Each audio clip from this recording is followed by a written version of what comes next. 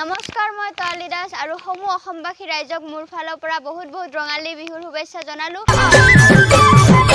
লাহে লাহে লাহে কৰিও ডাঙৰ হৈ আহিলা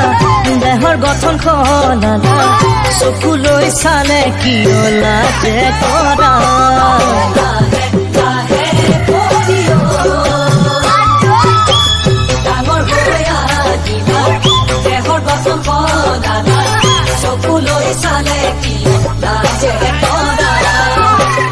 আহিলে ফাগুৰত মধুৰিয়া বতাহ হৈ